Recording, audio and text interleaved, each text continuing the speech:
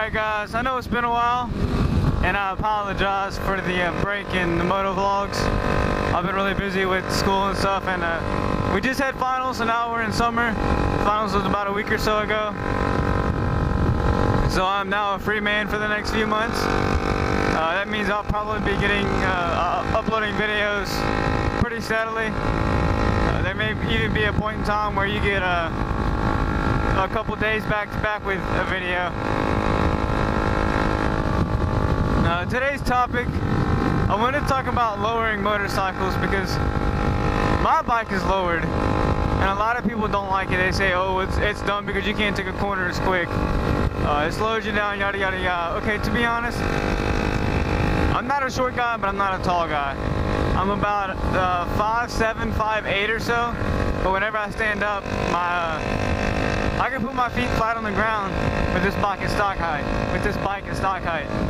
Whenever I lowered it, I can stand up and I have a gap about like this between the seat, which is really nice whenever you're at a red light and you just kind of want to stretch your legs. Like my bike sits pretty low to the ground. I lowered it right at 3 inches in the back and about 2.5 or so in the front. And at the time I didn't have the adjustable kickstand, so we just bent the regular kickstand. But that's when I was all riding by myself. I lowered it in Christmas, right around Christmas, because my brother got the lowering kit for me for Christmas, because we lower a lot of stuff.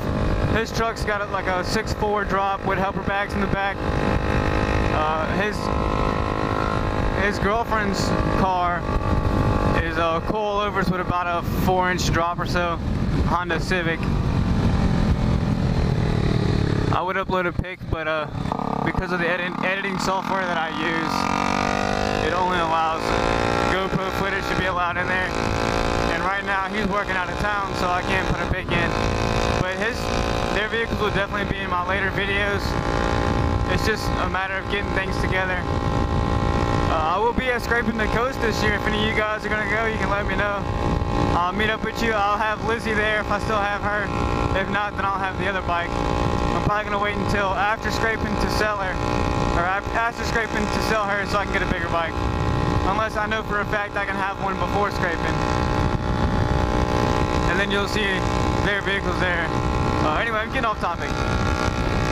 First of all, we ride with a group that's all on Gixxer 1000s for the most part. There's a little variation. One guy has a Z1000. There's 2 Gixxer 600s, and I believe the rest are Gixxer 1000s. I'm the only Honda in the group. Oh, there's a ZX10 by the way too. It's orange, really fun bike. But here lately we've been riding in my area, which is the Highway 22 area. If you're from Louisiana, you know that highway more than likely if you ride a motorcycle, because it is just gorgeous highway. It's absolutely amazing. Not highway, I guess it's more of a road. It's more of a, yeah, I don't know. If I ever do a meetup or anything, we'll ride Highway 22 because it is just gorgeous.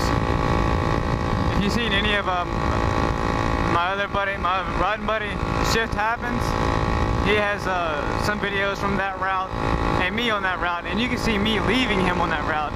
And at that time, I was lowered 3 in the back, 2.5 in the front.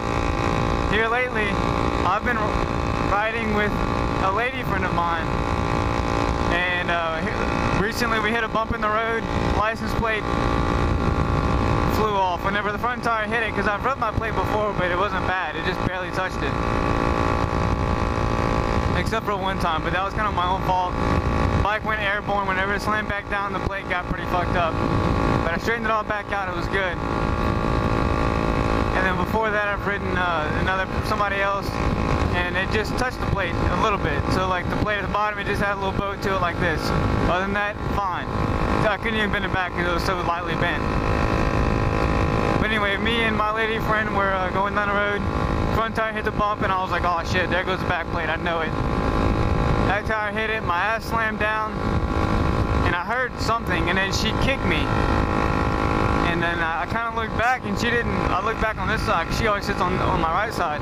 So I looked back on my left side, you know, I was watching for my buddy behind me to stop and he didn't. So I'm thinking, okay, well maybe it just bent it a little bit and it kind of scared her. Well, I look back and she kind of like starts tapping my chest. I look back and my buddy behind me, he stops. I stop, he's like, hey man, your plate fell off. And he's like, I'm gonna go get it. I'm like, alright, that's cool. And I haven't played zip tie before because I was always worried about it falling off with it being lowered. So luckily it just broke the zip ties, it didn't break anything else. My fender eliminator is plastic instead of metal. So it's very likely that it could have broken the plastic if it was bolted. But I just got done raising it up, I want to say about 1.5 inches or so in the back. I didn't pick the front back up because I got a feeling she's going to be riding with me a lot coming up. She loves the bikes, she loves to ride. She actually wants a CBR 250, so yeah, I don't know about that. I will say riding 2 up on this bike is not bad. I mean, it's doable. They do it in India all the time. Anyway, back to what I was talking about, the lowered bike. I keep getting off topic here.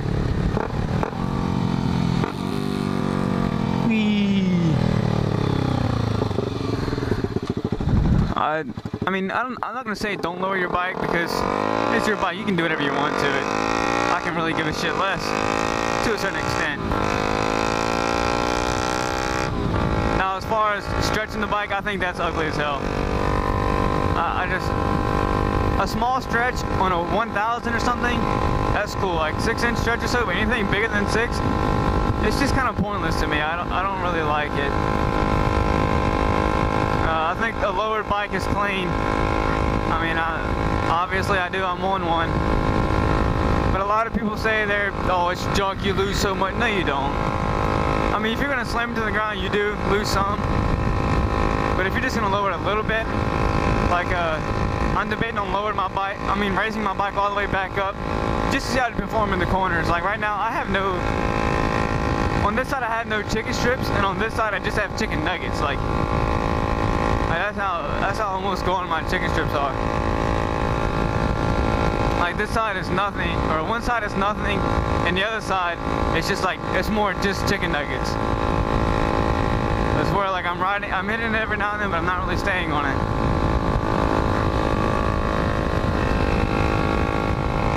But anyway, my next bike, will probably not lower it. It's just, I love the way this bike looks lowered. The reason I lowered it in the first place was because I feel like this bike at stock height, it looks like a supermoto that somebody put some sport fairings on, and I just don't like it at all. I really didn't. The bike was clean and everything if somebody was sitting on it. Once that person got off, I just didn't like it anymore. Now with me sitting on it, it looks stiff in the suspension, but it looks just as good.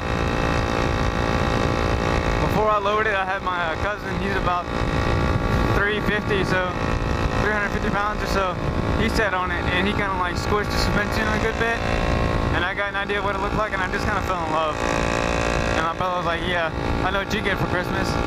And I said, oh Lord, I ain't got a clue. I wouldn't, he knew I was kidding though. Alright guys, well I guess that's all I got for today. I hate to drag these videos out. I'm trying to keep them short. But I'll talk to y'all later time. Don't forget, I got a lot of new stuff coming to the channel, a lot of awesome stuff. Ride safe guys. Keep the rubber side down if you ride. If you don't, then dream about it, because nobody wants to scratch the main chick.